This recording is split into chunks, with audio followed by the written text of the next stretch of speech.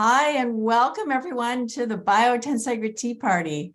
We're so happy to be back after a long break.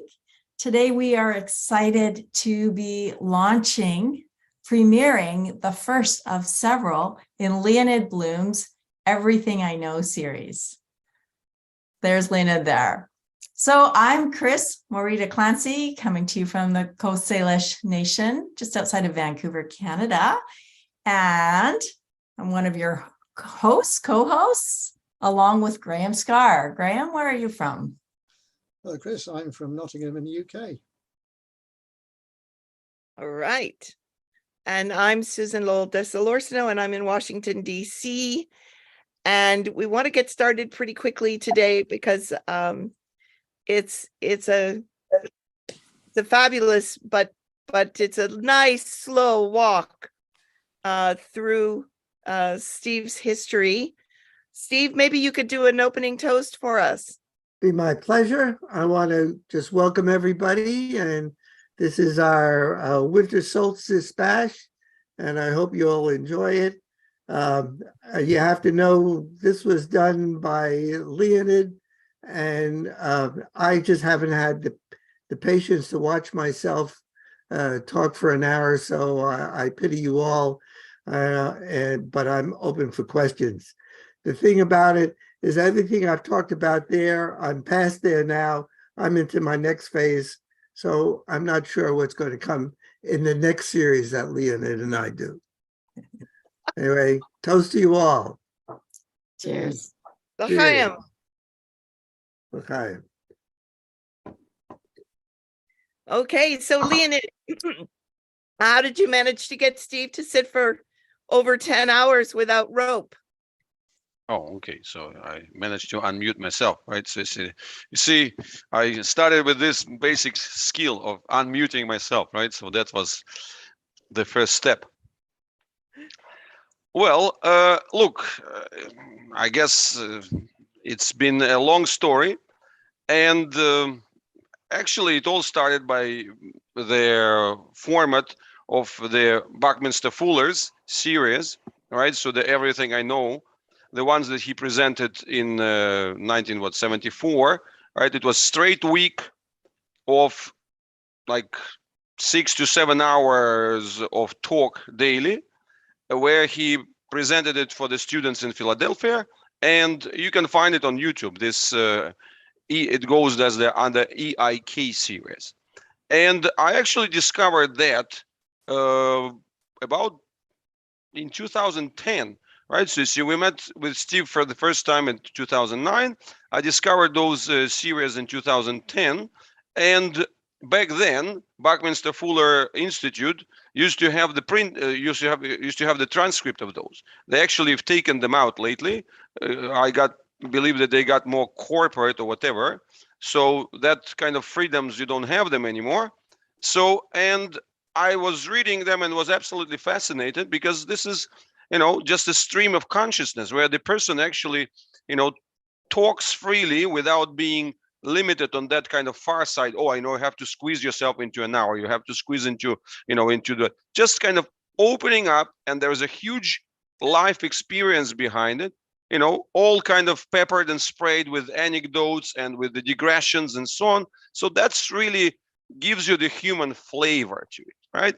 And since, being with Steve for so many years and kind of meeting him through the Biotensegrity, interest group meetings, and then, visiting him in Washington before, he's a fascinating talker, and, his way of getting about the discovery of the whole principle and what actually brought him there and so on is a very nonchalant and very, very kind of easygoing thing, right? And what I really wanted to do, I wanted to bring this kind of this background, this true personality and the discovery process into the open. That was really the whole thing. And actually I started nagging him, sort of quite early. So it was probably as early as 2015 that I sort of started planting those seeds.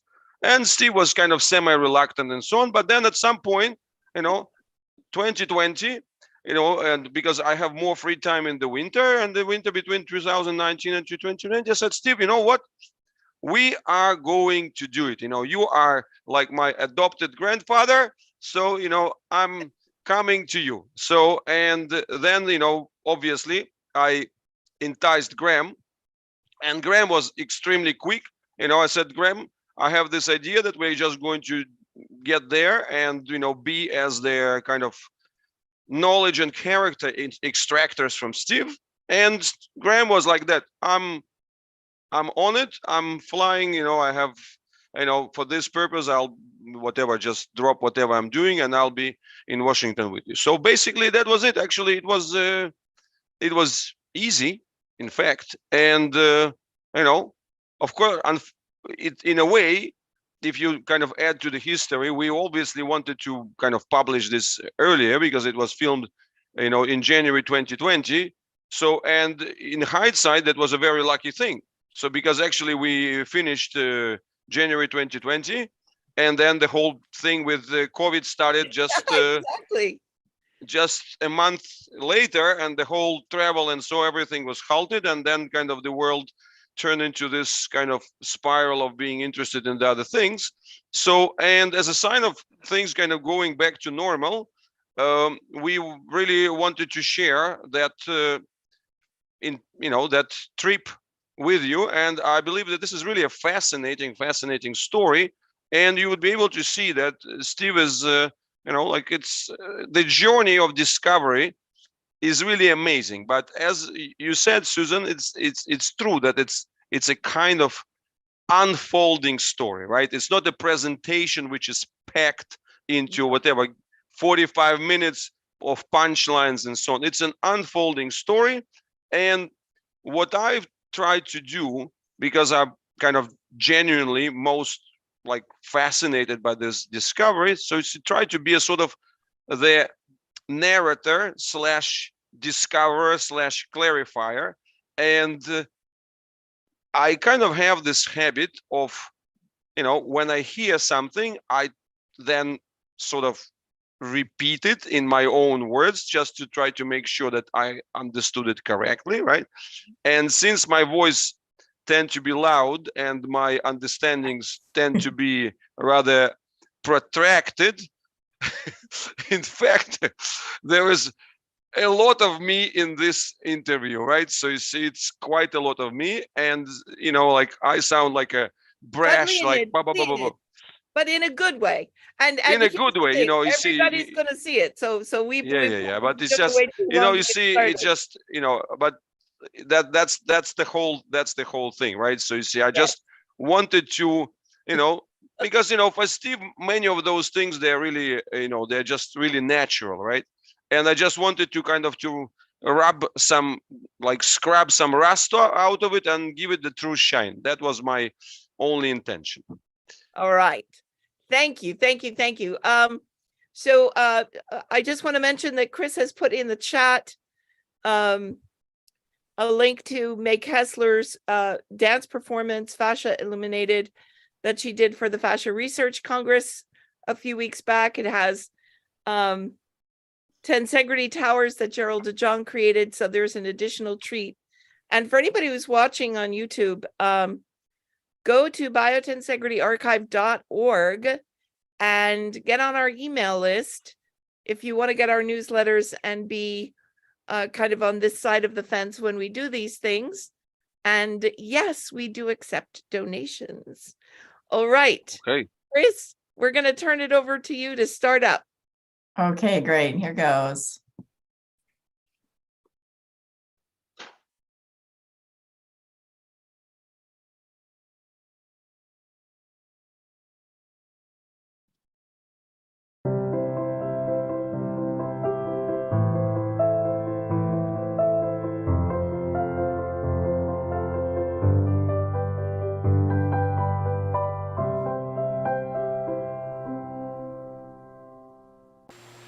Dear friends, today we are introducing the new series for the Biotensegrity Archive, which would be called the Biotensegrity Conversations. And my name is Leonid Blyum. I'm a biotensegrity enthusiast, shall I say. And I'm today here with Dr. Professor Steve Levin, who is the founder of Biotensegrity, the person who's been behind this for quite a number of years. And our series are supposed to commemorate the 45 years since the famous talk of Buckminster Fuller, Everything I Know, and this is pretty much what we are trying to recreate there, giving the stage to Dr. Levin. So for Everything I Know series, 45 years, 45th anniversary, and now the stage is all yours. Let's just get the beginning. So let's start by going back in time. Where were you in January 1975? In 1975, I was here, and I had already been concerned about biomechanics of the spine because I was an orthopedic surgeon and I was specializing in spine surgery, and I was uncomfortable with the model, and I'd already been looking for other models. And so I was actually looking for a variety of models, but I recognized that the model that we needed had to be a truss system, a triangular, like a truss bridge, that was stable and without torques and movements around the joints, so that it itself was inherently stable. And so I was looking around that, and I went down to the Natural History Museum, Smithsonian here in Washington, D.C., and I spent hours and months down there. So that was actually 1975. That was 75. Yeah, isn't it amazing, how the timing, like really gets there in that way. Yeah. But maybe, I think that in that respect, that story of the Smithsonian and so on, you've been mentioning it here and there, and I thought that, the idea of Everything I Know is we will kind of try to recreate the steps of Fuller in that respect, and then let's go even further back in time. All right, what made me anxious in the first place? That's it. And when did it happen, right? Okay. So that's would be. Let's just kind of trace this steps first. Well, you have to go back to my early years as an orthopedic surgeon. I was doing my training in orthopedic surgery here in Northern Virginia in 62, 63, 64, and then went into private practice. While I was doing my training, we actually biomechanics was really just being first introduced as important to orthopedic surgery. Who was essentially orthopedic surgery is carpentry. Carpentry.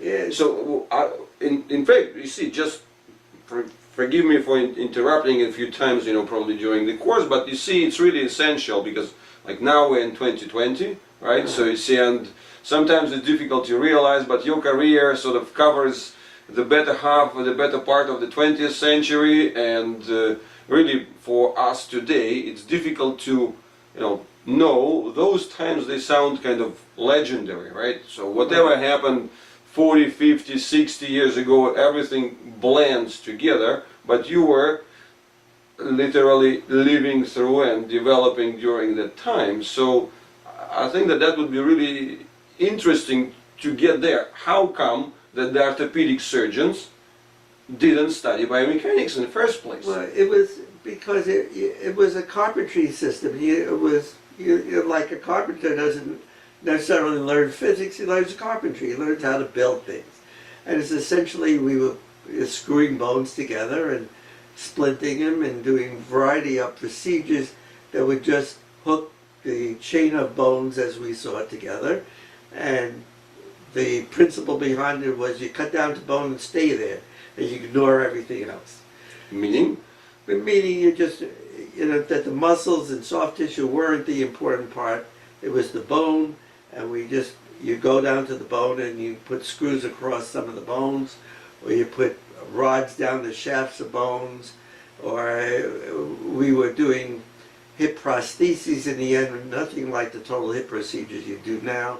They were just sort of a ball and socket kind of thing. You shove it. As a matter of fact, there's one right behind you there, up on the wall there. We'll get there. Yeah. We'll get there for sure.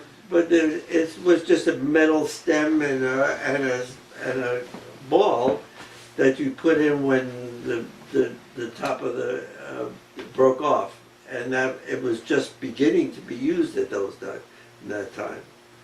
Oh, so is that the one from the Times? right? This is from those days when we first started using these things to replace the hip joint. It's kind of nicely polished, I would say. Oh, it's very nice. It's a titanium nickel alloy, and it's very fancy stuff, and very expensive. So you mean when we talk about 1960, this kind of technology, they were already, the alloys and so on, they were already available. Yeah, of course. After World War II, we had all those alloys going in now, so they were starting not quite as good as they have now, but yes. So in that sense, it was quite sophisticated already. Yeah, but except this is almost this was towards the end of my career, of my training. They actually weren't even doing this, and we would put nails across the broken neck of the femur. So it was really just carpentry. So all of that without learning biomechanics, but the orthopedic course back then. What did it include? You obviously covered the anatomy in a lot of depth. Yes, it was anatomy, but then it was really carpentry. It was plasterer and carpentry. So you were essentially a bone setter. Essentially. So the soft tissues, but the injuries to soft tissues you still managed, yeah, right? we did manage soft tissues and that, but you don't do much with soft tissues, and sometimes we used to do tendon repairs and things, but it was mostly, you were mostly concerned with the hard matter and the bones and the alignment, and then you would do some repairs of the soft tissue. But soft tissue, you don't really do much of repair, except, although there's big talk of fascia now as if it's something new, we knew that you didn't sew muscles together, you repaired fascia, essentially. So, but terminologically, it was already called fascia back then. Oh yeah. So, but specialized, or it was also the generalized label, or It was more the generalized, and also, usually we thought of the substance fascia, with the thicker sheets and things, but if you did any repair, was always you sewed the fascia together and the muscles took care of themselves. You get things like a rupture of the patella tendon, so you repair that. Cruciate ligaments were not repaired in those days. and what happened to them? You just have a bad knee. It was, again, that you started developing that only through the latter part of my training program were those things starting to come in. But we did get and right about then the whole concept of biomechanics started coming in and being introduced. It was right about then that Nachemson started doing work on intradiscal pressures in Sweden. So some of these biomechanical concepts started getting involved. But who were the people who were kind of pushing it into the curriculum or into the training? Yeah. So it was like a request from the orthopedic surgeon community, or it was just kind of finding some tricky ways into it, from prosthetics or from... Well, it was people like Nachemson and people who trained under him. So that my first course was with Burstein and Frankel. Frankel was an orthopedic surgeon who trained under Nachemson, went there, and Burstein was biomechanics, and these were they both worked at Special Surgery in New York, the Hospital for Special Surgery, which is an orthopedic hospital. And they started, in those days, many of the orthopedic training programs didn't have courses in biomechanics, so they did essentially a touring dog and pony show, where Frankel and Burstein started touring around to areas and would give courses in biomechanics for the orthopedic residents in the area. So Franklin Bernstein came to the Washington area, and there are several orthopedic programs in the area, and they would send their sent their residents to take these courses. Yeah. Okay, well, that book was published in 1970, which was some 7 or 8 years after I took the course with them. So that's But it's a- Victor H. Frankl and Albert H. Bernstein. Bernstein. Yeah. So effectively, you were there. That was the first book That- on this is- orthopedic biomechanics It's- emerged in 1970, Essentially, they were the first book that and you were there with among the group of people who were training when they didn't even have the book, when they were just basically first disseminating biomechanics among the orthopedic surgery profession. Exactly. It makes me feel old when we talk about it that way, but yes. But They were- just another additional clarification. But just to understand the relationship and kind of the lay of the land back then. But what was the sort of like the soft tissue therapies in the format of physical therapy and in the format of like all the other like osteopathy and so on. So what was the situation back then? How was that sector present or not the present? osteopathic group at the time that came through still was actually separate, and the osteopaths were not accepted in the medical group. They did not have an equivalent degree to the MDs, and they So were 1960 they didn't. no 1960 they didn't. They were separate. The chiropractic group was completely out of it. So that the the MD medical profession, orthopedic surgeon, that whole group really had nothing to do with the manual therapist. And physical therapy? There was some physiatry, some physical therapy people, and they would do rehabilitation kinds of things. In the World War II, Howard Rusk set up a rehabilitation program at New York University in New York City, Bellevue Hospital, and that was really the first center in the United States that focused on rehabilitation. That was following all the war injuries. So effectively we're talking about that physical therapy was more or less shaping at the same time as well. Yes. So there was no such thing as the systematic physical therapy going, That was just coming in. Because, Right. as I said, Howard Rusk had trained several people, so like there was Erdman up at the University of Pennsylvania who trained under Rusk, and so it was that the next generation of people who were coming in after that. So these are the people who eventually wrote whatever the manuals and the physical therapy Right, they were setting up textbooks. Right, they were setting up the program. There was some manual therapy around here and there, but not a lot.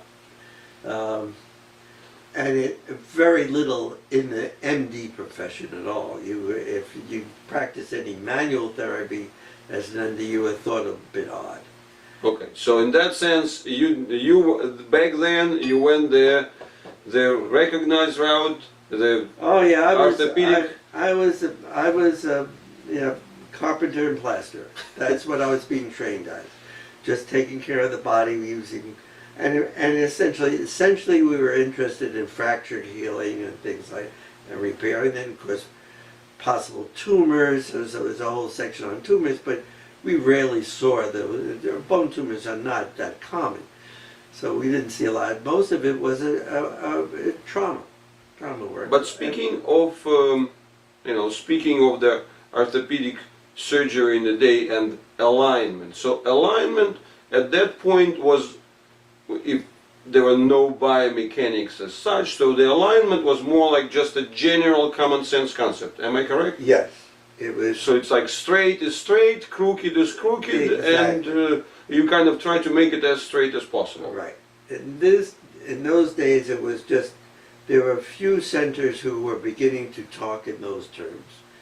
So there was up at Northwestern University, there was a prosthetic center that was teaching people prosthetics. And so there were the pieces of those going around, but it wasn't widespread. It was just each of those specialties were then feeding into the orthopedic people. And that's where you got into the effectively one of the more advanced residences there, because you finally that's where around the East Coast Right. where this Right, gentlemen were traveling. Right, so I got in this, and I think after that, another book, Inman came out with a book on walking, but that was years later. Mhm.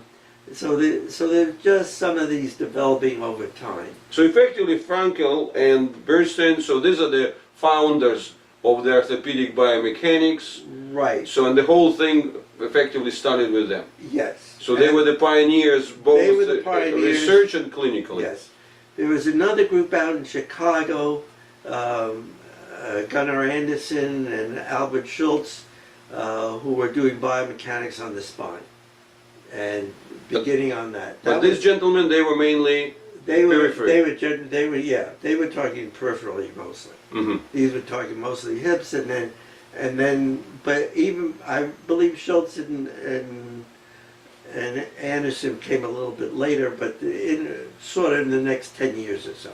Okay. So it was all around that time. They must have been doing work that wasn't widely talked about until a few years later, but I'm sure they started a little earlier than that. Because by the 70s, they had developed a reputation. See, but let's get there. Finally, you are in the first biomechanics Right. courses. So was it even called biomechanics then? Yeah, I'm not sure what he called it. I think it was. I think It was. So, just- you are in that first biomechanics courses, and it was several days, weeks, or It was a few days. okay. So it's like in-depth Right. training for the resident orthopedic surgeon. Right. It was just so we can pass the. They started including in the national boards on orthopedics, so there was a section on biomechanics, and they taught you what you're going to need to pass that course. Ah, okay. So it was a practical side of It was a it. very practical side. Actually, it was like learning Latin. You had to learn a certain amount of it. That's it, Mm. and you passed the course. So it's not that it was sort of formative to your perception of how the body operates and what consideration you would take into practical carpentry and No, that. it was almost a separate kind of thing, because when you learn that stuff and you are an experienced orthopedic surgeon, there's always a dichotomy. There's two different things going on. So if you take the course and he tells you about it, you learn about forces according to their system Mhm. of, say, the hip. Well, the hip takes three times body weight by their calculations. As an orthopedic surgeon, you've looked at a hip joint and you look at these things and you know that there's soft cartilage and you know that the bone of the pelvis is soft and it's not going to take 3 times body weight. But there's a dissociation between what they tell you in the math part and what is actually physically there. So to understand it correctly, at that point, I think that the Latin example was very good in the sense that you took it as, okay, I take this extra course, but it doesn't really mean that much to my practical career, right? I'm still Correct. going to judge what I actually see, as opposed to trying to visualize those 2-3 times the body weight forces and whatever, things that. Exactly. It had almost nothing to do with the technical things of what you were doing, because the technical things what you were doing were an experiential thing, and you knew what worked and what didn't work. And this is all theoretical stuff, and when you try to put the two of them together, they didn't really make a lot of sense. So in that sense, it didn't, that theoretical part didn't connect much clinically in that respect. So clinical experience was very separate. Yes, as far as those training in orthopedic surgery were concerned, yes, it was really separate. You learned all this stuff and it sounded fascinating, but it had no real clinical application except for things like bone screws, for instance, how it is going to pull a screw bore and pull out, things like that. So you would learn some of that, but even that didn't make a lot of sense most of the time. So in that sense, those were just, so between the calculations and the practical experience, Right. you went with experience, and Right, so- that didn't influence. So what happened was that the people who were manufacturing the bone plates and the screws and things and prosthetic things like that, they're paying attention to the biomechanics. As a clinician, it's all very practical. What works? And So, and that was a common mood, because obviously you were not solo there. You were in a group of fellow orthopedic surgeons, and that was generally the perception of the thing. right, most of the time you learn it enough to pass your exams. That was it. You had to know this much, but there was no real application that you use this for. So, and that's probably the reason why you were actually one of the few people among the orthopedic surgeons who got fascinated and really interested in that. Right. So was it more the kind of the exercise and you liked the forces and this kind of mechanical well, some stuff? of it was, I had a little interest in physics when I was in college, and I enjoyed the physics course, and this is mechanics physics. Mhm. And they're telling me these forces, and I said, I kept seeing there were things that didn't quite match. So you had a sense there. Right, I had a sense. That's why nobody used it, because it really didn't match your clinical experience. But when you then stopped and actually asked the questions, there were unanswered questions as they presented. So basically now we are traveling back in time, like 1963 or 1964. This gentleman, they are doing the, probably those days it was an actual slideshow. Was it a slideshow? It was a slideshow and chalkboard. Slideshow and chalkboard. So the slideshow, like the slide Carousels, 35 millimeter carousels. So and then was it color or was it black and white? No, it was color. We Okay. had color. Okay.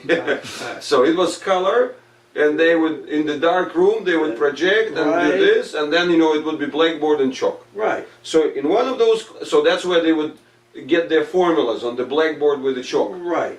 and you would be listening like in the class, saying, okay, guys, Yeah, but this was algebra. You were doing all this algebraic equations, and most of us in medicine were way past that. We weren't interested in that stuff anymore. But nonetheless, right there, you had the opportunity to ask them the questions, right? Yes. So you see, those were relatively. Oh, yeah. It wasn't like the 100 of students, and so those are. This is a small group, and it's very, But small group means like what, 5, 10? No, it was about 20 of us. Okay, 20 of you. So basically, it's a small class, 20 of you, and you have, and those guys are not famous yet. No, So they're very receptive for the general conversations. They were always easy to talk to.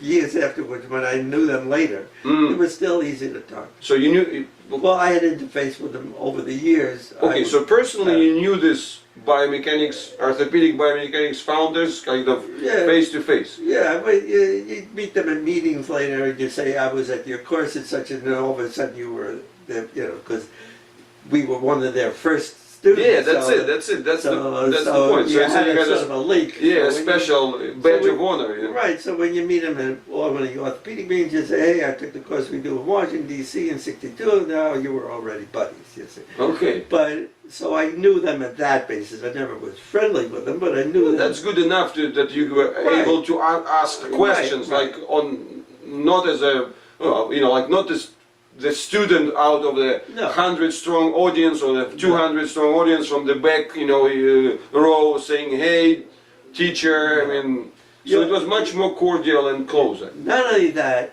but not a lot of people asked them questions. I would assume that the carpenters were by. They, when somebody would ask them a question, they would think it's great. So Okay. you would always, there was never any problems talking to these people. But sometimes they'd ask a question and they wouldn't answer it. And they would just give me one of these, well, this is an engineering thing. You have to understand such and such engineering. So you're not ready. Yeah, you don't have the toolbox to handle this. I don't have the degree yet. Okay. If I don't have it, And it was interesting because, as I said, one was an orthopedic surgeon and one was a biomechanics person. And who was whom? Frankel is the orthopedic surgeon and Bernstein the mechanics. Mhm. So But they worked together in New York afterwards, yeah, right? oh, they stayed, they worked in the So they kind of, it's not that they were just joining for that show, No. that they were actually no, they worked working together. They worked in a hospital for special surgery, which is the main orthopedic surgery hospital in New York City. So they worked together, and eventually Frankel became head of the department, of the hospital he became. And in fact, I went up to visit with him one year to follow up on some of the stuff. And Bernstein ran the lab at the biomechanics lab there. But any biomechanics question that came up, Frankel would quickly turn it over to Bernstein because he was fuzzy on that stuff too. He would tell you the clinical picture of it and set it up, and any question that came up around mechanics, he'd go to Bernstein. Well, Bernstein was, So he was a kind of a, but how old were they at that time? Probably slightly older than you? yeah, they were only, they were probably in their late 30s, early 40s. Okay. They were young, into Folks, it, okay. relatively. Okay, I see. So, and Bernstein, so he would be the one who would be doing the blackboard Right, and right. chalk. All the numbers were from Bernstein. Mm-hmm. And Frankel would give you a clinical picture and make up some, of how it presented, and then Bernstein would do the numbers. Okay, so, and now you're asking them these questions, and then some of the questions just, they kind of, Right. What happened was they would end up with big numbers, like 3 times body weight pressing on a area of a joint that maybe was a square centimeter, because you have, and this is a question I would ask. They said, well, on the head of the femur, there's a force of 3 times body weight. I said, wait a minute, the actual contact area, if there is a contact, I assume there was a contact area because, the ball of the head of the femur doesn't quite fit into the socket of the hip joint. They're not quite fit, and it was calculated the actual contact surface was maybe a square centimeter. I said, so you're not really disputing, you got 1 point that you're going so on. those 2-3 times the body weight goes onto the square centimeter, Right. which is like, Right, that's a lot of load on 1 little square centimeter, and not only that, but this is a slippery slope. You've got a ball that is frictionless, so you have to direct the force exactly normal to the surface, yes. To the surface. Well, I'm putting, and they're showing diagrams of these forces coming in all directions. So coming in, okay, so they're showing it coming in like this, from all directions. And I said, well, you can't do that. You have to have 1 point on this little square normal to the joint. or at least that particular case is going to happen, right? Right. So you can't exclude this particular point. Right. So and the body is only as good, as strong as it able to Right. withstand the injury, right? Right. And then they say, well, this little short muscle at the hip, which is, a little muscle like that, and not very big, and some of the big muscle, is doing a counterforce 2 or 3 times body weight. They said that muscle can't do that.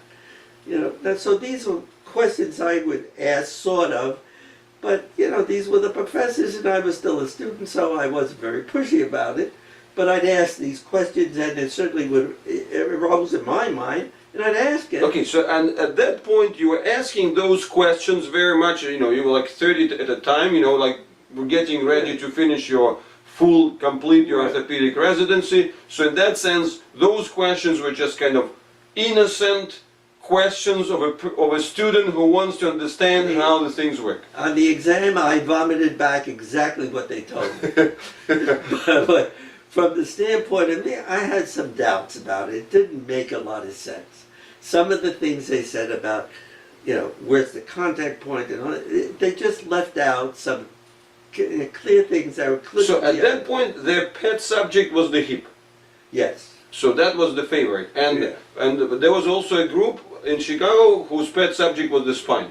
Yeah, that was yeah, That was a bit later. Frankel had done some work with Nackhamson too, which was the spying guy, but two in a couple of guys, and I got into with them later.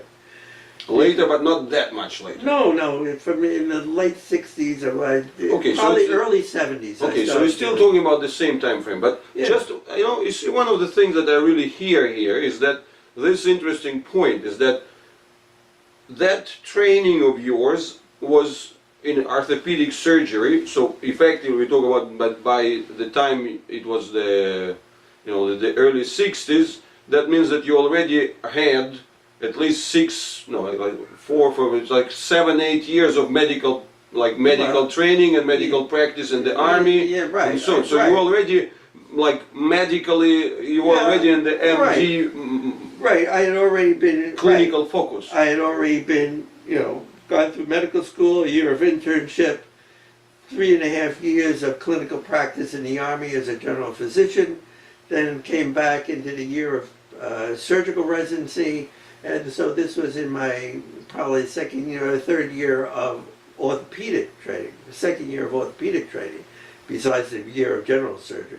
So I had good familiarity with body tissues and how they felt and how they responded. But the interesting thing there is that in that respect, so it means that you were not even pre-indoctrinated with this kind of standard, let's say, kinesiology and biomechanics courses that people take today when they just start, right? Yeah, So you see, right. you just started with the very much, it was anatomy and then the practical experience. Exactly. So the mathematical explanations, they kind of appeared much later, and they were, for most of your colleagues, they were just like a foreign thing, like Latin exam that they had to pass and then had no clinical application, but you just took a greater interest into the thing. Exactly. So, okay, great.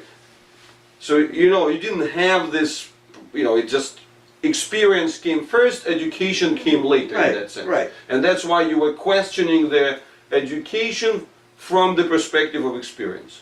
Right, and I had a little background of just, physics 101 in college. Mm-hmm. So Which you didn't forget. No, right. You're just like that. Okay. I went to Bronx High School of Science, where we took physics too, and then so I took high school physics and then college physics. So I understood mechanics at some level, and I also wrestled in college. That's and what you really have to know. You really understand the body when you wrestle. So how many years did you spend in wrestling? I wrestled for 4 years in college. So somewhere here we even have this, I think that's the one. Okay, so this is the 24th National Collegiate Wrestling Championships, yes? So, and here we are flipping here, and what we are finding, City College of New York, NY, 123, Stephen Levin, with the record of 4 wins, 2 losses, and 1 draw. Yeah. So that was the wrestling championship. Right.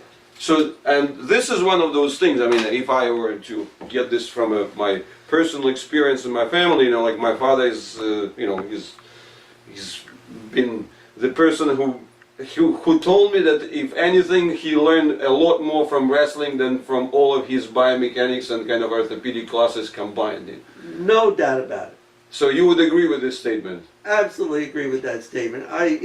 You really understand the physics of how the body moves.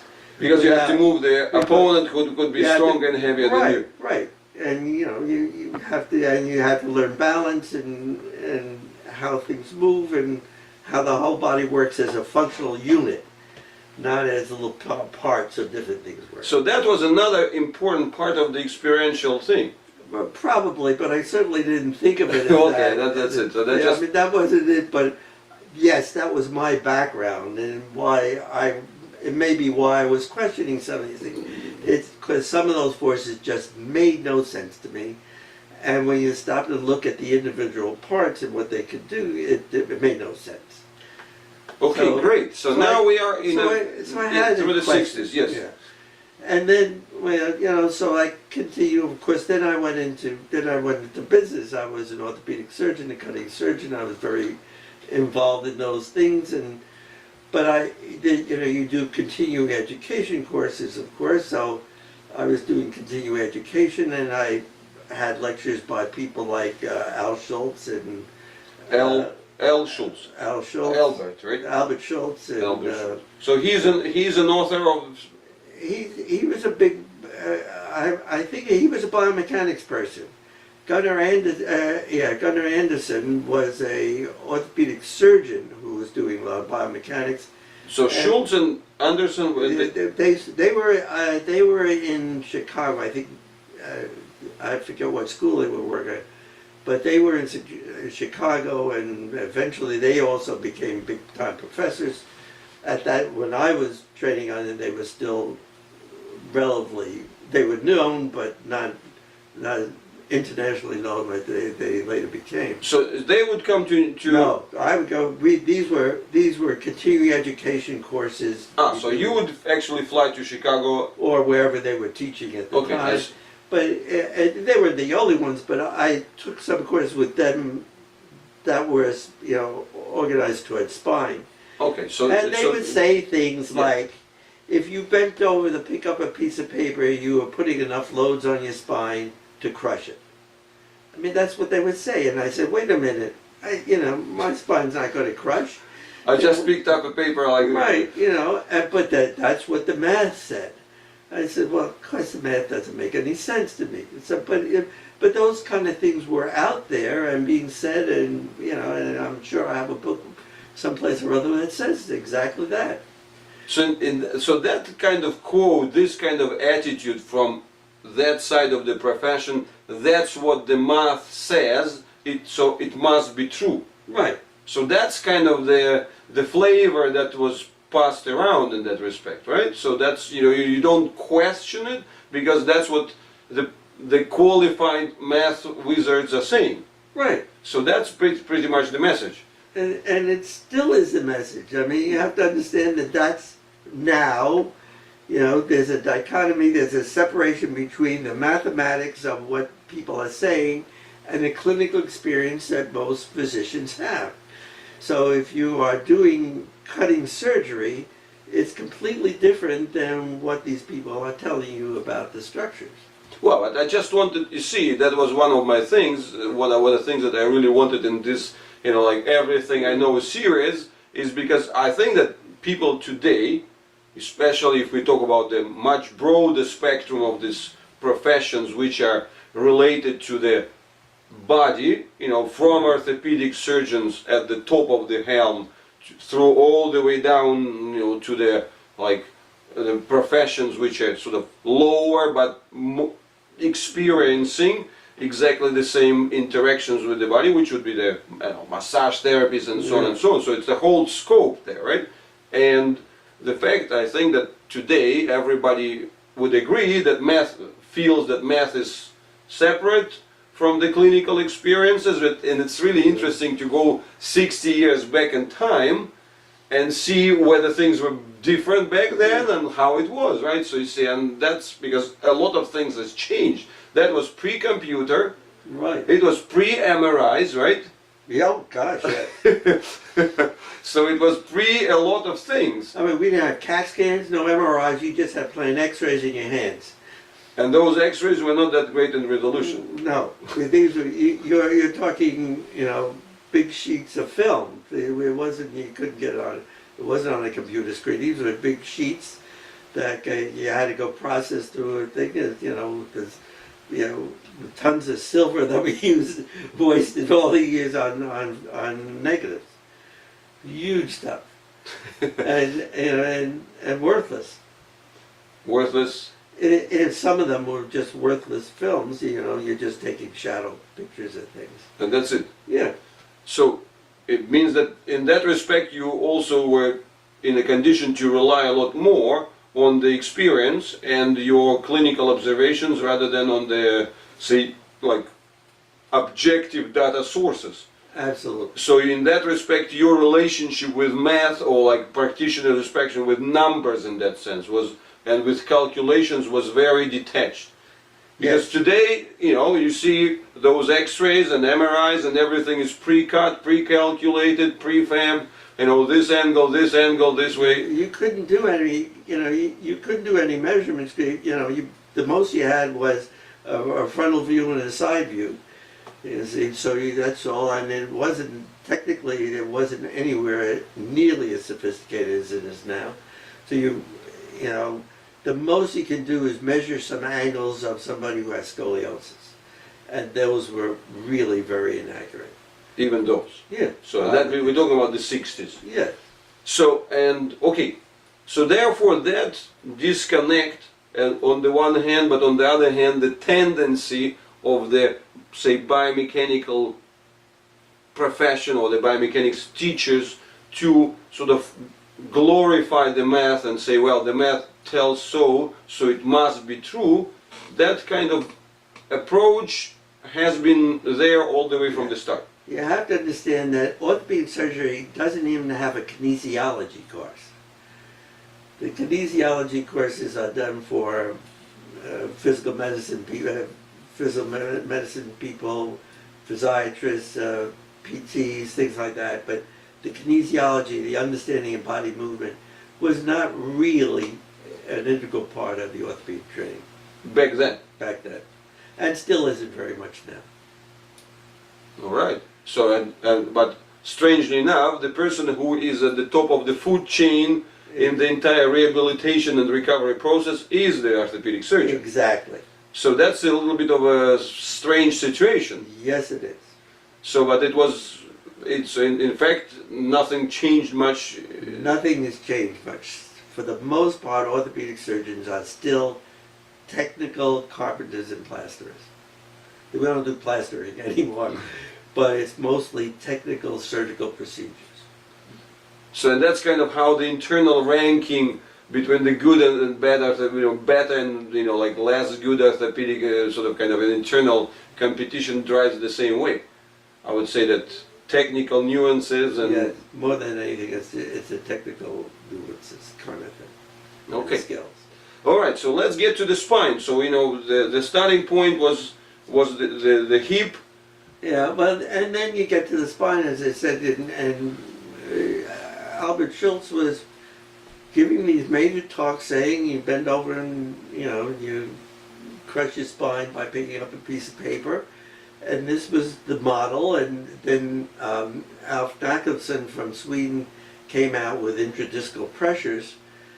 Oh, so it was at the time. Yeah, somewhere I would think in the 70s he came out with the Like early 70s. the early 70s. He came out with intradiscal pressures, and that was the first time that any forces in the body were actually measured. Nobody had it. So before that it was pure calculation. Pure calculation. Now the intradiscal pressures was also a problem for me, because as soon as I started talking about it, I said, wait a minute, we got it confused here. He's measuring pressures and he's saying it's a load. Now, pressure is omnidirectional and, in all directions, like air pressure in a tire, but load is direct force. So what's under the tire is maybe load, but what's in the tire is pressure. And he's measuring pressure and reinterpreting that as load.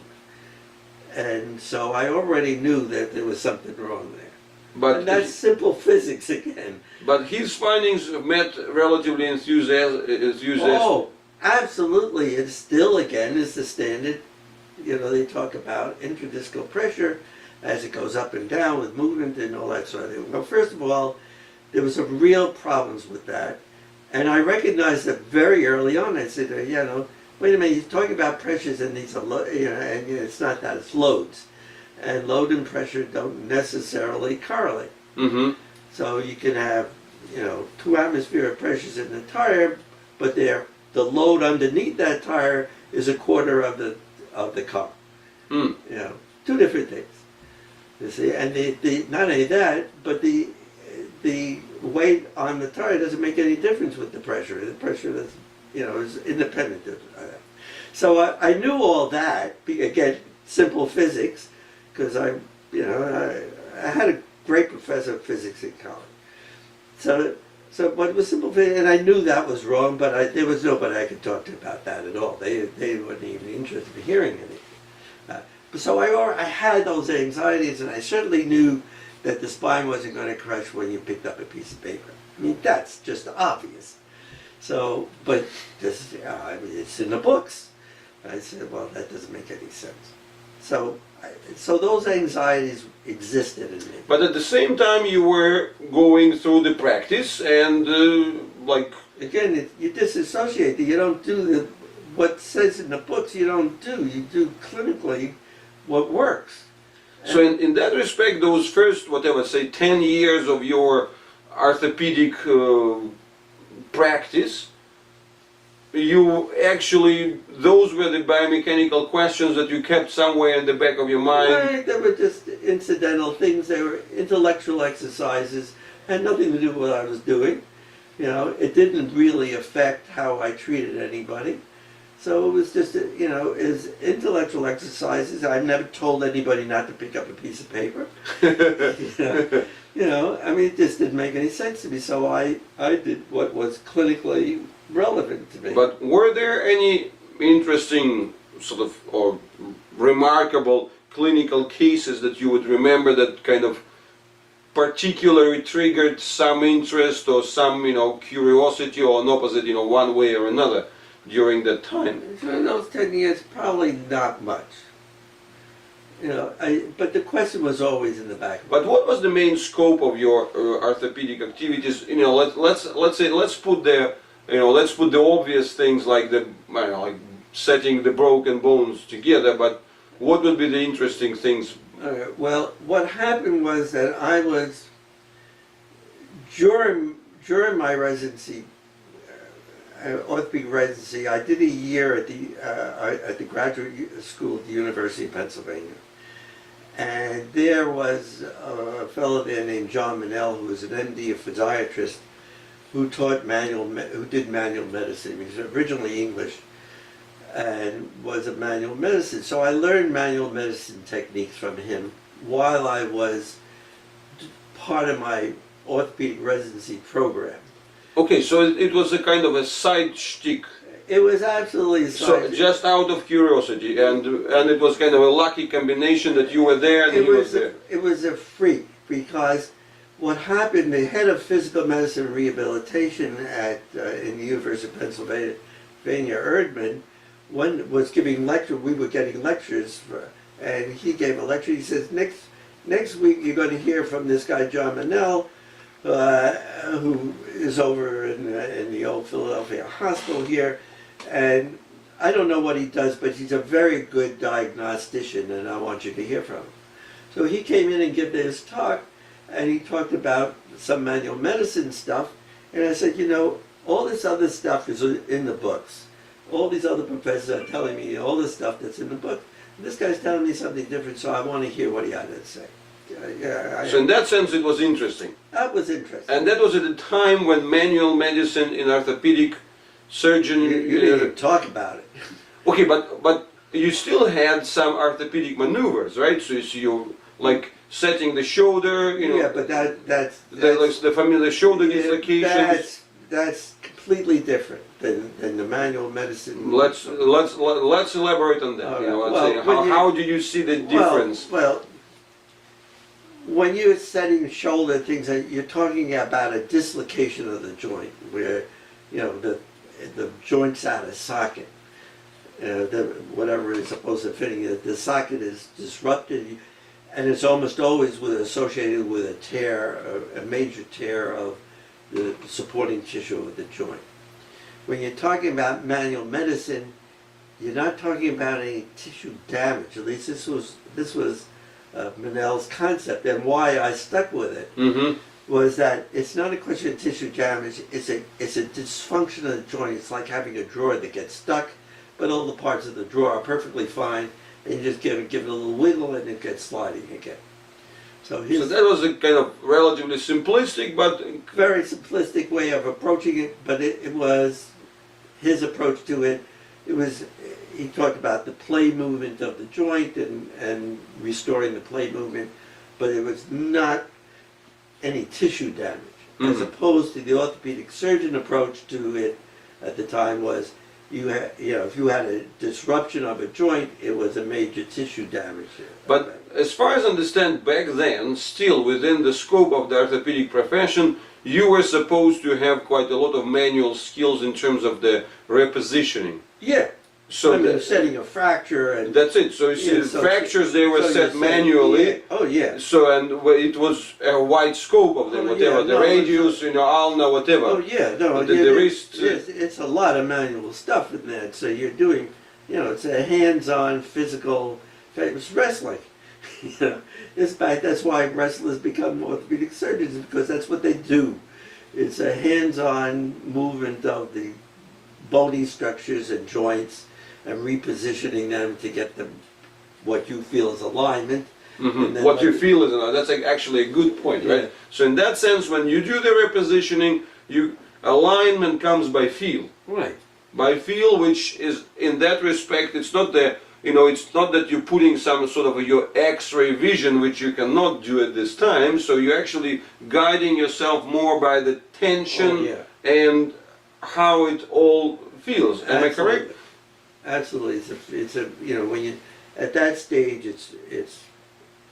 it's a feel. It's how you do things. So in that sense, we can also say that in reality, with that experience, so even though their logic there is alignment, and which is sort of the straight line and compression and so on, but the experience of realignment is actually, first and foremost, is the tensional experience. Yes.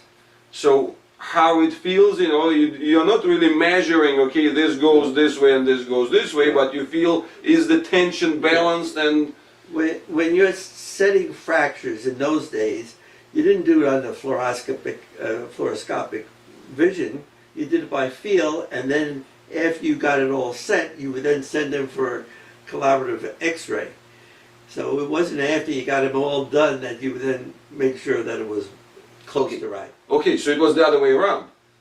So in that sense, you were first doing it and then doing the X-ray. Yeah, well, you had an X-ray of it broken beforehand.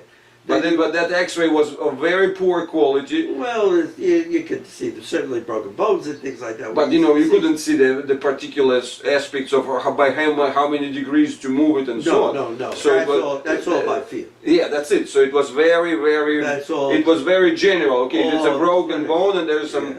Yeah. There was one icy day when I was on call in the emergency room where I did 10 broken wrists in one day. All Wow. by feel. Wow. So they come in and you set the bone and you put a cast on and send them for an X-ray to make sure that it's right. To double check, yourself in that respect. Right. You just after 10 in one day. 10 in one day. Was it here in Virginia? Yeah, it was here in Virginia. There was a coating of ice over everything. People would step out on their front step and go boom, and break their wrist. It was early in my career as an orthopedic surgeon, and I was wondering if I'd ever make a living at it. And I made my living that day, and I set my reputation. That was it. From then on, I was okay.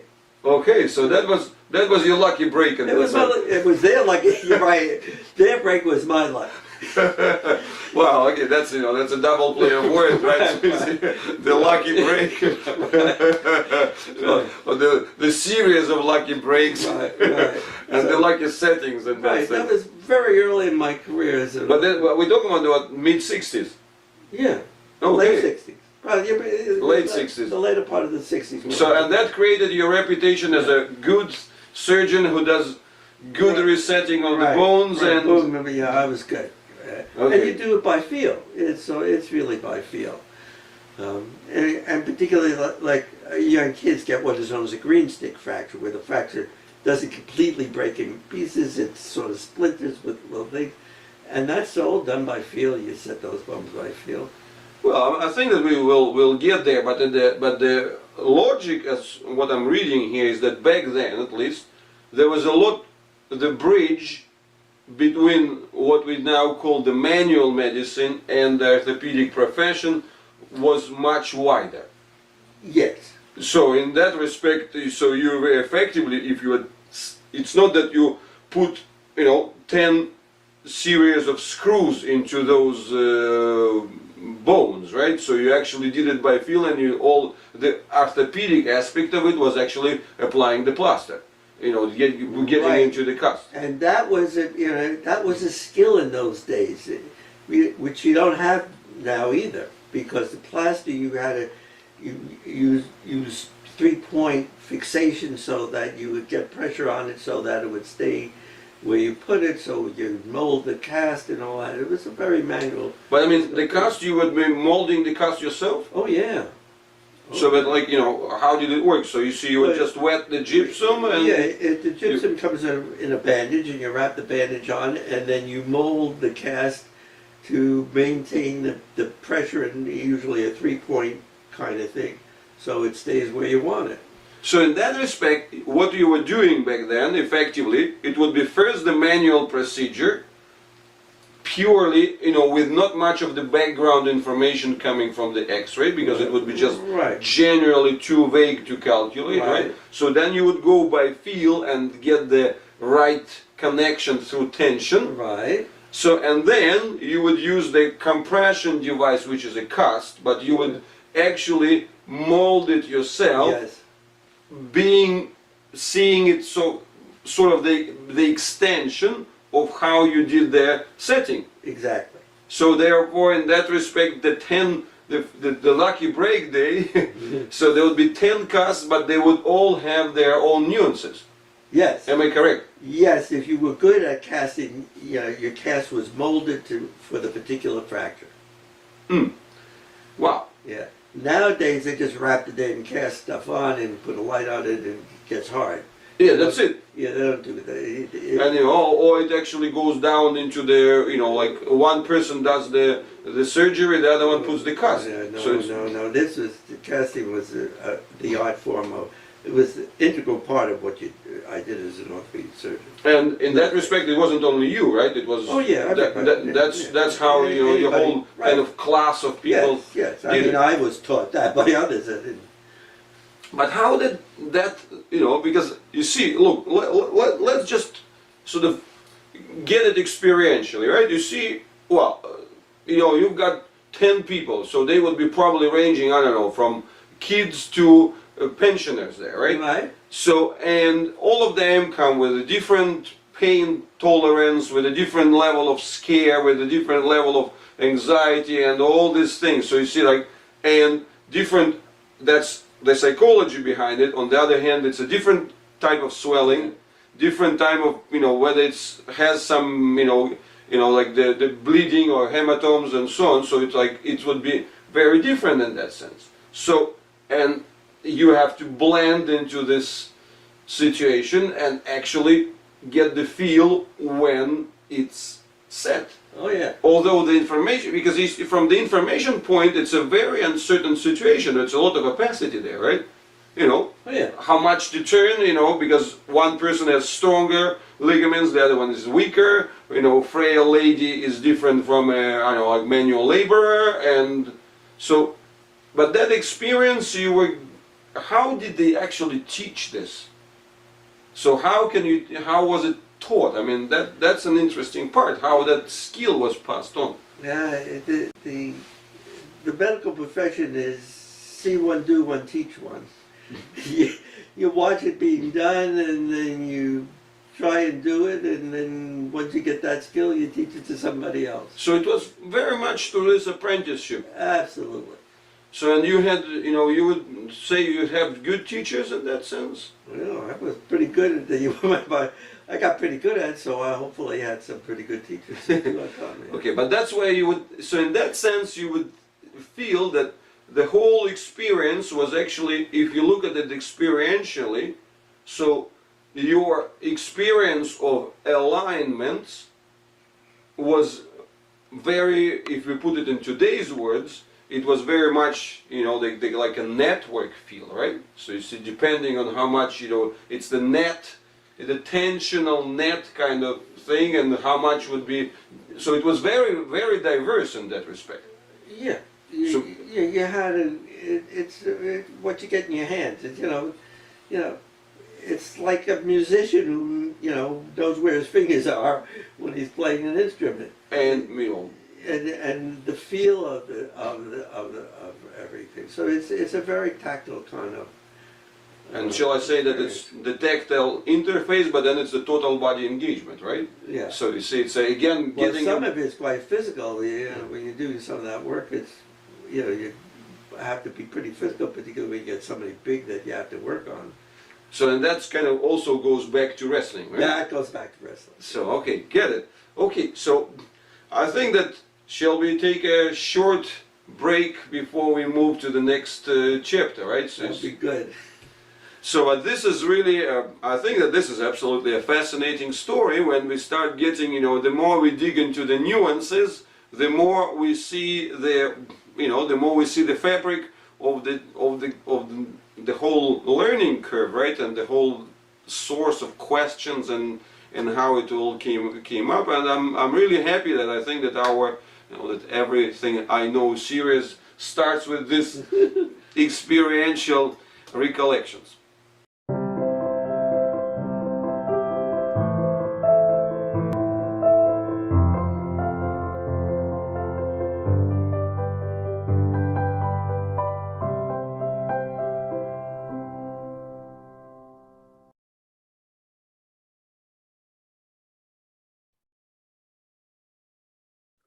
Okay, wow. I don't know 10th about you, but I'm exhausted. You're But exhausted from so watching amazing. yourself. It's a sweat. So I wanna- you were wary of your performance. It's You did scary. very well. I want everyone to know that this is the first in a series of Leonid, 11? No, altogether there are more than 20. Like we Wow. say, a very slow walk. But Yeah, I was inspired by Fuller. So the full Fuller series, right? So they're about 30 hours, I was aiming for the same thing. So, but of Yeah. course there is some cutting and so on, but it's definitely exceeding 20 hours. wow, it's amazing. It's amazing. And it's amazing. It's so densely packed. I've seen this. I don't know how many times I've seen this first one. It is so densely packed. We want to make sure that we can open it up for questions or comments. Leonid, you may have to do an Everything I Know series with Carol. Yeah, that's what I thought, again, so you see, that's another, another angle, and it's another kind of treasure chest of perspectives, right? So you see, because also, you came from the physical therapy side, right? So which also came from being shall I say, general knowledge in the 50s, and then gradually get, into a purely experiential, and then get more and more scientified. So that would be really an interesting thing, and all the extra journeys that you've taken and the people that you met, that would be, and the students that you taught, that would be really, yeah, a good reason for me to travel to Florida, right? Except she's in Maine. Are you in Maine now? Hey, okay, And so then it has to be summer. snowing outside. It has to be summer. It has to be summer. I'm not going to Maine in winter. That's too cold. So So in the chat, Carol and Doug both had some really interesting comments. Probably some other people too, but if you wouldn't mind doing a raise hands, then what happens for us, who are kind of running things, we can see who put up their hand first and da da da da da. But I'm going to invite, well, Doug, you're not on camera, so maybe you can't jump in, but I'd like to invite Carol and Doug to both share some of their thoughts. Carol, you want to jump in first? Okay. I had no idea. I had no idea that this was going to unfold, Steve, in the way it did. And when I first met you, of course, I met you through John Barnes, who met you through John McNell at Penn. And so I knew there was that common heritage. But I remember very well Viktor Frankl from the VA in Cleveland lecturing to the medical students. And we took our first year of physical therapy with the medical students at Case Western Reserve. And so we had all of the medical lectures. And I remember thinking at the time that the orthopedists were really bone setters and cementers, and that was it. And then when you started talking about the casting, and I lived that. I mean, that was my history. And now what we know about the terrors of asking fascia to be still, that's still for 6 to 8 weeks. I mean, it's unconscionable, but people are still doing it. And of course, you don't want to interrupt the set bone, but it just, we know so much more now than we did then. And I'm embarrassed to say, in response to Doug, I never questioned that lumbar spine. I was not going to study. I quoted it all the time, but I always had trouble with the linear single muscle idea of strengthening. I never was very comfortable with that at all.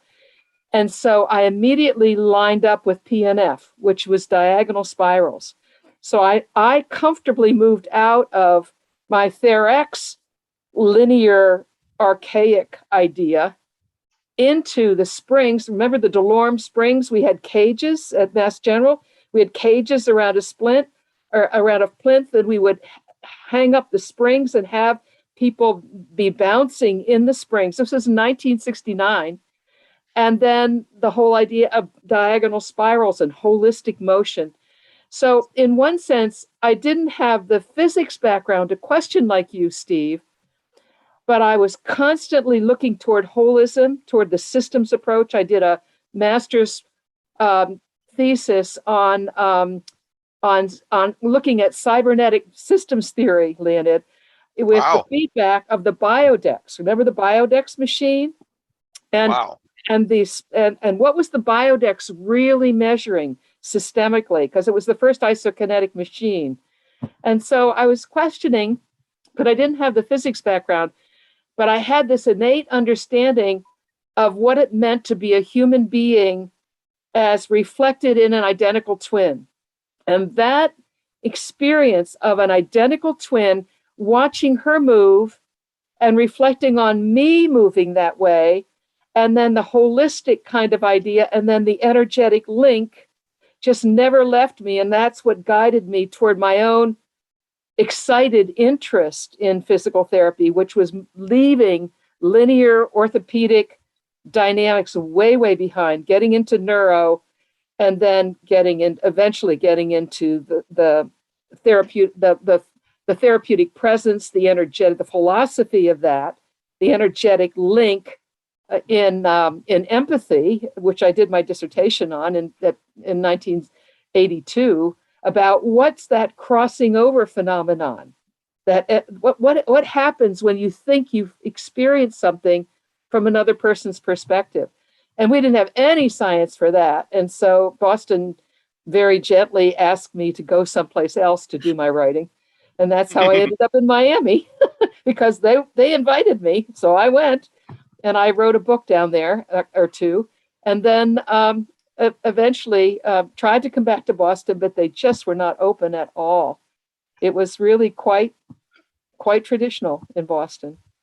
But just reliving these experiences, hearing Steve talk about Viktor Frankl and about being back in those auditoriums at Case Western Reserve, and my cognitive dissonance with some of it was really very exciting to me.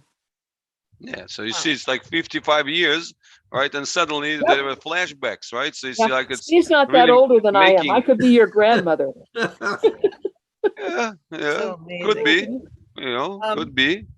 Doug's gonna pipe in off camera. So Doug, you want to go ahead? Yes, thank you. I just want to give one bit of perspective in that I've had the good fortune of seeing this probably 7, 8 times, and every time I hear something new and my head is spinning once again. So I just want to throw out that perspective. And taking That's why we can't see you, because your head is yes, my head's spinning. It's a messy business. Yeah. Carol just mentioning cognitive dissonance, and Steve was talking about working with this idea of dissociation, which is a really remarkable thing, because you can, on one hand, you can say, well, this is what I've been learning, yet there's a broken leg in front of me and I have to function. I have to be able to do this thing and my hands are telling me a certain thing. And I think we can certainly all relate to that, but one thing that was just occurring to me is a challenge in working with people. That's interesting how I phrase that. Trying to convince people or sharing with people these concepts that are so fundamental and important to all of us as a group is, on some level, we have to understand that the people that we're trying to sell this to or convince, they're going to have to be able to dissociate for a bit, because if we need them to not be able to live in one realm while exploring this realm, it's not going to be possible for them, because the groundedness they have, whether it's working setting bones or it's whether that they've published a textbook, is that cognitive dissonance will not be allowed. And I think just hearing Steve talk about that just dissociation every day it just made me reflect on that and so many other things. Anyone who wants to can turn on their camera, and I don't see any hands up. So maybe there are few enough of us here that we can just kind of jump in, whoever has something they want to say. Well, I'll ask a question then.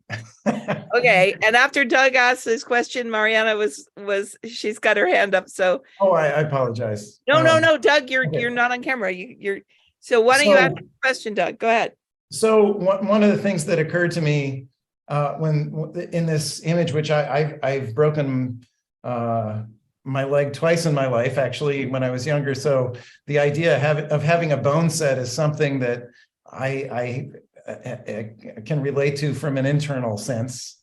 And so when Steve's talking about, and Leonid's really focusing on how that's primarily a tensional thing as opposed to aligning a compression structure, I realized that I related to that. And a thing that struck me just on a visceral level is that one of the things Steve has emphasized over and over is that the tensegrity models that have loose elastic bits are not really the most effective resemblance of our actual structure. And it struck me in particular in terms of that kind of bone setting thing. If you have this kind of structure where you have the tensional elements being fixed length, and then you're having to wrestle that around when you have one compression elements that's broken, that much more resembles the actual structure. And I'm curious in particular from Steve if he has any thoughts about that. Well, I could go back to my old days of setting bones, and you have to realize that any tissue, all the fascial tissues and muscles and things, if you cut them, they pull apart. So you cut through skin and it opens up into a big wound, and you cut a muscle or a tendon and the two ends pull apart. But if you break a bone, the two ends pull together and they overlap. So they're under compression and everything else is the tension thing. And when you set the bones, what you do is you try and get the end to end so they're sort of stuck there. But of course, it's usually a spiral fracture, unless it's pathologic. So they really don't have a solid connection together. But once you get them there, then you sort of mold them into the cast, if you know how to mold a cast properly, and just hold it there while the soft tissues then are compressing the area and stimulating bone growth. So when you operate on them now, as they do with bone plates and things like that, you don't have that compression anymore. That compression is in the steel of the plate. So it actually takes longer for the bone to heal under those circumstances. So but it is, as Doug will tell you, there are piano players and there are piano players that as you do this, you develop, there are people who really can do this well and set a bone quickly and easily and feel what's going on. And there are guys who never learn, people who never really learn how to do it. And those are the cutting surgeons who end up putting plates on things. So the thing is, again, it's become a lost art now. There are not really a lot of good bone setters anymore. Well, probably you have to go into the third world where they still have tailors, they still have, bone setters and so on. But I mean, I think that the whole description is very, very important and fascinating, right? Because, like we talk about the fact that what the instrumental approach gave us is better averages, right? So it's, in other words, pretty much everyone can put the screw and the screw would hold it because of the material, right? But when it comes to this bone setting as an art, on the one hand, the upside is a good practitioner will do it better and get better results with the properly molded cast in it and so on, that the bone would be actually growing healthier and better and so on. So it would be a kind of above average. But on the other hand, if you screw this up, like now it's pun not intended, right? So you see, if you mess it up, contrary to then screwing is actually better, right? So you see, then, if you don't have the skill, then you can mess it up and it wouldn't work very well, right? So that's what we see overall, that the entire medical profession has been going more and more towards the protocols, standard, definitions, standard prescriptions, things which are getting kind of insurance compatible and so on and so forth. And this, on the one hand, probably that kind of improved the averages and washed away the worst scenarios. But on the other hand, the unfortunate reality is that actually took away the stars of the profession. So, and how to keep this art. So that is a very good thing. That's I think it's an important point altogether.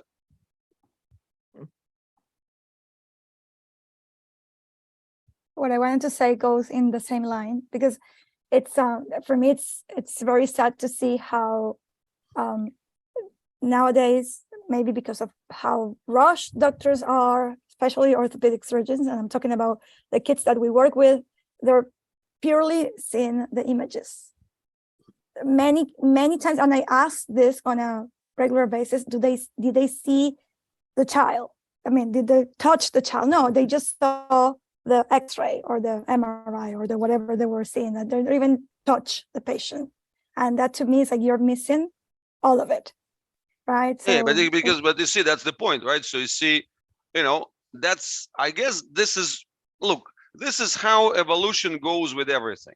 So take whatever car manufacturers, there were like several hundred of them, and every kind of carrosserie was an art, right? But then, came Mr. Ford and General Motors and so on, and became the conveyor. But then, after a while, you got the art is lost, and then, there's a second attempt to revive some kind of bespoke and the upscale things, right? So you take the same thing, I don't know, watchmaking, it was the craft, then came the conveyor belt, it became commoditized. So, but whilst if the period of commoditizing lasts long enough, like say 2 generations, then the tradition unfortunately could get interrupted, right? So the same thing with whatever bespoke tailors, then if you have the pre-made pre-made clothes and so on, then the need for the tailor goes down, and there are not enough of the kind of, clients for all of them. So the profession kind of gets, everything gets commoditized, right? And that's another important consideration, how in our field, right? So we actually see the opposite. So there people are showing the diversity and the development of the skills, and through that looking for the better theories to help them with it. So, and I think that that's important to understand that. Would you go to doctor with your broken bone, or would you rather treat it yourself? No, you see, once again, we talk about not about this, right? We talk about the fact that the previous way of the development of the medical profession implied that there was the skill of doing the bone setting and so on among the doctors. That It is still the art. It's just technology moved. Okay, but Hey, which Robert? country are you from? Yeah, Robert, can you just briefly introduce yourself so we know what My where name you're is coming Robert from? Talek. I am orthopedic spine surgeon. I am in Houston, Texas. I am actively practicing 30 years spine and orthopedics. Okay. I have PhD in biophysics. I've been watching your Biotensegrity probably for a year or more. I got recently, just because I'm home, and this was opportunity to participate. I am a big fan of spine engine and fascia and immune-based therapies and a lot of stuff, but I think that I'm not 100% agreeing what you're trying to imply. I think that so I mean, look, if this is the way that you see the profession from the inside, this is great, right? But I'm just also saying that unfortunately, if you look across the population, so there is the putting the screw and getting there, getting it kind of easy in that way, that became very much the standard procedure. So where an average surgeon, right? So you see, I'm not questioning the fact that there's still stars to the profession, but if I look particularly, for example, at the field where we meet the individuals with cerebral palsy, so what happens is that because, I mean, and I see those fixed bones, in multiple countries, from Canada, US to throughout Europe and so on. And what I see there is that nowadays, the way that they've, fixing those bones with plates have, like the attention which is being paid, the level of attention that goes into the twist naturally reduces. I mean, if you go to the countries like, say, Romania, Bulgaria, and so on, so even, let's say, like former Soviet Union, you meet more of the people with the kind of apprenticeship and the skill level of that kind of, more manual, I would say, less techno, robotized kind of thing.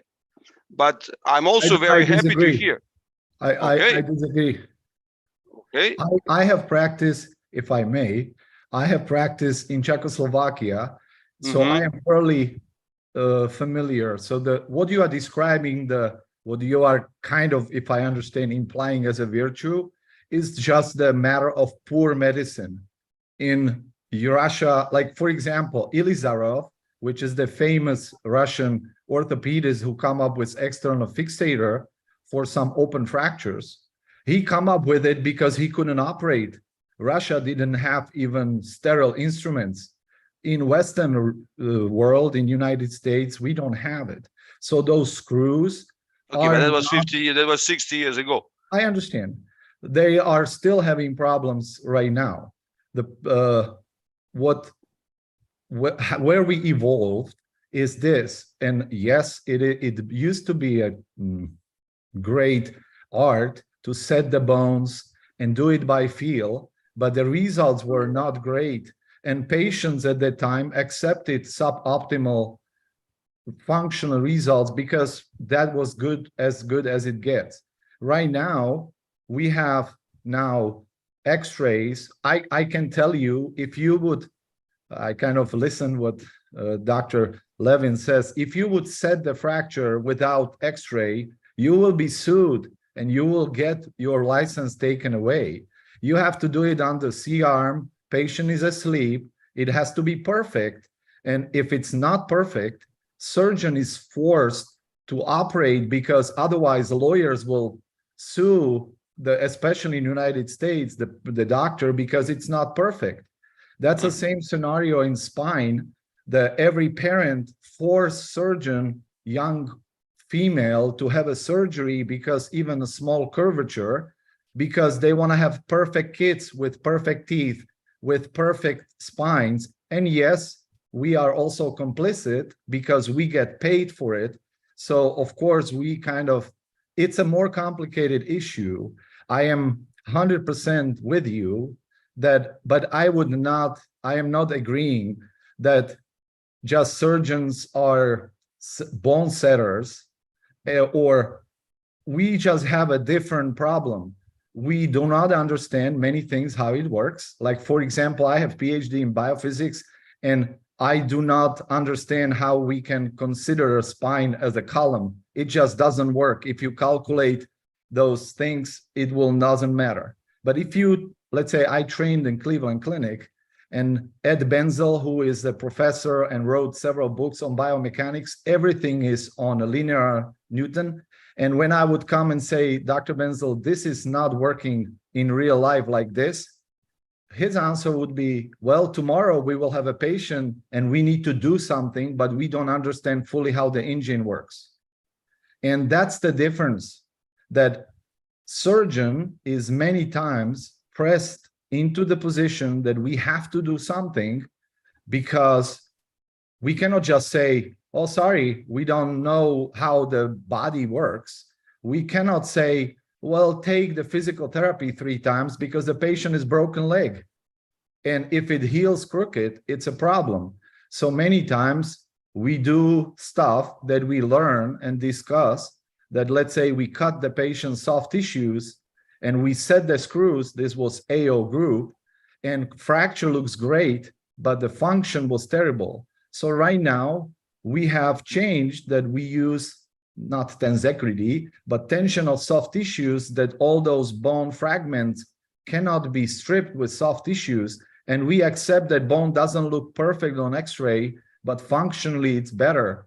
But we are very, very slow in changing those standards, because especially in the United States, there is this ever-present lawyer and malpractice lawsuit. You know, I have never been sued, but I will tell you, I have to carry $5 million malpractice insurance if it is. So you have to also understand that there are forces in the place. Has nothing to do with medicine. I cannot afford to start talking about biotensegrity in my practice because I will lose my license. Because people will say, Dr. Talek, show me the study where you prove your concept, and then we will talk. And that's also the problem where we face. I'll give you an example. I do quite a bit of regenerative procedures where there are studies from 1950s that we can, let's say, seal the cracked disc and avoid surgery. But right now you have no idea how much pressure it is from medical industry if I as a surgeon will stop operating. So I am just saying that there is more underneath that the patient, or even the person who is not standing on top of the patient with a knife doing. We just have to do something because there is a problem. And I cannot, as a surgeon, afford to say, well, I'm not sure whether this is this mechanics or that mechanics, because the mother is expecting that I know everything. I am forced every day to position of the God, and I only know that I know only half of it, how it works. And I pray that it will end up good. That's Thank the ugly you. truth. That's